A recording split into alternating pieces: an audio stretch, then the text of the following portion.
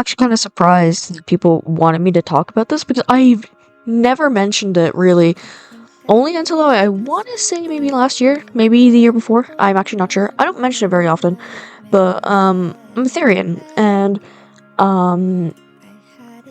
it's kind of a thing I'm a little bit embarrassed about, in a sense that I had identified as a Therian back in 2017-ish, and I kind of realized it was an unhealthy coping mechanism at the time, because I was like, oh, the reason I can't talk to people isn't because I'm mentally ill, it's because I'm a wolf in a human body. Which, yeah, therianthropy maybe shouldn't be used in that way, but I digress. But also at the time, I only believed that spiritual Therians existed, and only one of my stereotypes is spiritual, the rest are psychological. It wasn't until a few years ago I found out about psychological therianthropy that I was like, oh, okay, so this is like, it opened up a whole new world to me of therianthropy, and I realized I am still a Therian, it's just my therianthropy isn't necessarily spiritual, bar one. So, yeah, so we'll get into that. So basically, the difference between some Therians is that some are psychological and some are spiritual. Some believe they have had soul walk-ins, some believe that they are reincarnated as a human, but were an animal in the past life, and they believe that that's still a part of them, and that part of them still identifies within that past life. Then there's psychological therianthropy, which is kind of, it's hard to explain, but I'll try my best. Basically, the brain has basically picked up animal behaviors and has identified in that sort of way for a certain amount of time, which is what my brain had done since early childhood. So ever since I've, for as long as I can remember, I've been a Therian. A big part of it is, I believe, is that as a kid, I was very sick. I have really bad chronic asthma, and as a kid it was a lot worse than what it is now. Now it's actually okay. It's usually during the winter time, sometimes during the summer. Allergies can bring it on, but or at night. But I grew up being really, really sick with it. And I believe my brain, basically as maybe a defense or coping mechanism, started to identify as a wolf, later on fox as well. From the intro you could tell, I have an Arctic wolf stereotype, a red wolf stereotype, and a silver fox stereotype. But my brain started to identify as wolf, and didn't really know what type of wolf I was until I started doing a bit more research when I found out what therianthropy was when I was about 14.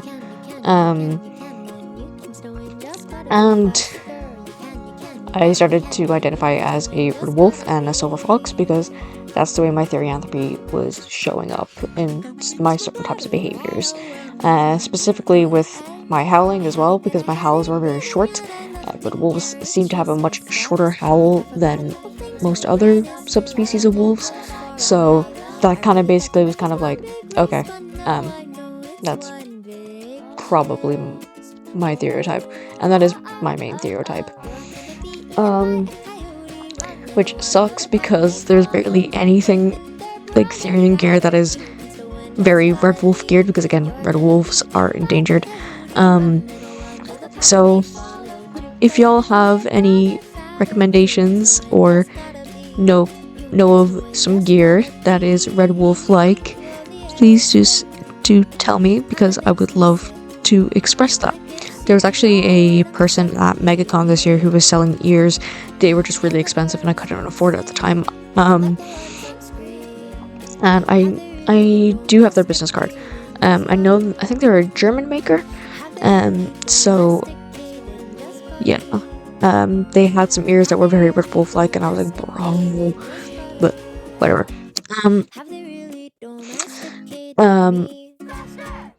I went off track. And then my Arctic wolf stereotype, that only came along quite recently in the sense of me realizing it. I just thought I really liked white wolves. But in reality, I do believe it could be a spiritual, stereotype. Mainly because, with my red wolf and silver fox, stereotypes, they never really showed up in dreams or anything like that. So they were just, very psychological. Whereas my white wolf, or I keep saying white wolf, Arctic wolf, stereotype, that came up in a dream a while ago. Oh, I say a while ago, it was nearly 10 years ago now. Fuck me, man. It was a very strange dream. It was very, very strange. Around the time I was going through a lot, so I don't know if that maybe had something to do with it as well, but it was very, very strange. And I have had dreams of wolves and foxes in particular, and about my stereotypes since I've awakened and realized that I was Therian. But this was around the time before I even knew what Therianthropy was. This dream was very strange, and it's always stuck with me because I'll never forget how the day, I had the dream, when I woke up, the way I felt afterwards was very strange. I had never felt like that before. It was this weird, strange calmness that I've never felt, and I don't think I'd ever feel that way ever again. But it was very, very strange, and a part of me thinks that maybe could have been a soul walk-in. I need to do a bit more research on that though. But I just kind of realized that was some weird spiritual experience that I've had, because I am quite spiritual, and so I do believe that has something to do with it, or at least some sort of a spiritual stereotype. I would need to do a bit more research on it though, because I'm just like, I haven't done it yet, but I do know it is some sort of stereotype. But yeah, this video is very scatterbrained. But essentially, that is essentially my Therianthropy, and the most gist of it. It's mostly psychological, bar that one stereotype that I do believe is spiritual. But yeah, I don't have any gear as of right now, mainly because trying to get realistic tails and stuff seems to be a bit hard in Ireland. I have seen kids at conventions have realistic tails and stuff, and I'm like, where the fuck are they getting these? There probably is a way. I know someone who does have some. I just need to do a bit more research because I don't exactly know if how or where they are getting them. I think eBay is probably one of them, but I'm also really aware of the tail farms, and I don't want to get an unethical tail. So yeah, especially because silver foxes are really bad with that. There's a really big issue with silver foxes and being tail farmed, so I'm just trying my best not to. I have thought about just making my own gear, so I know that no animals were harmed for this gear, and it just make me feel better and my own mind at ease. So that's another reason why I just haven't, because I just trying to find ethical tail sources is just a little bit difficult. And then also customs, if they're coming from Canada or the US, can be expensive. So it's just, yeah, it's a lot. I don't do any quads, mainly because, one, I don't have a lot of space to do it, and I live with my parents, and it'd be kind of weird for them to see me do quads. The main reason I don't do quads is because I have a weak back, and I have one weak leg. It's from the knee down. I had hurt that knee when I was in Glendalough. I had slipped and fallen and hit my knee against a rock, and then I have torn ligaments in my other foot, and that foot goes out at least 3 or 4 times a year. So yeah, I don't do quads for that reason. So yeah. Another thing is also about shifts. I don't shift very often. Very rarely do I really ever shift. In the sense of like mental shifts, I never really mental shift. Phantom shifting, I'm always in and out of phantom shifting. I always feel ears and a tail, and sometimes I feel paws. Not very often. It's mostly ears and a tail. And